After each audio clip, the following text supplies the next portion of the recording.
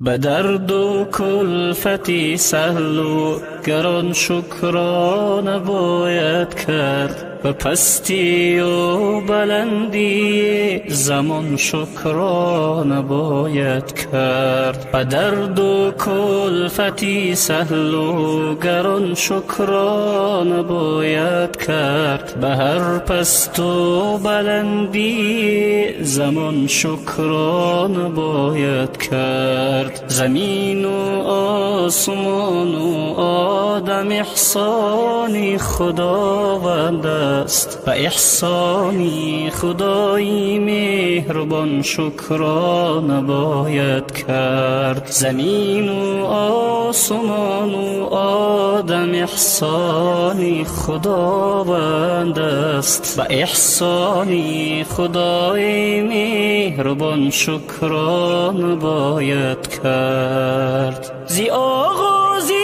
جهان تا آخری آن طرفت العین است، در این یک لحظه عمری بیکران شکرانه باید کرد. زی آغازی جهان تا آخری آن طرفت العین است، در این یک لحظه عمری بیکران شکرانه باید کرد. جهانگیران بیگور و کفن در دهر بسیارند، برای گور و چوبی رفتگان شکرانه باید کرد. جهانگیران بیگور و کفن در دهر بسیارند، برای گور و چوبی رفتگان شکرانه باید کرد. به درد و کلفتی سهل و گران شکرانه باید کرد، به پستی و بلندی زمان شکرانه باید کرد. به درد و کلفتی سهل و گران شکرانه باید کرد، به هر پست و بلندی زمان شکرانه باید کرد. زمین و آسمان و آدم احسانی خداوند است، و احسانی خدایی مهربان شکرانه باید کرد. زمین و آسمان و آدم احسانی خداوند است، و احسانی خدایی مهربان شکرانه باید کرد. تمام مردمی شاداب دنیا تشنه میمیرند، برای هر کفی آبی روان شکرانه باید کرد. تمامی مردمی شاداب دنیا تشنه میمیرند، برای هر کفی آبی روان شکرانه باید کرد. هر آنچی داد خود پروردگارم باز میگیرد،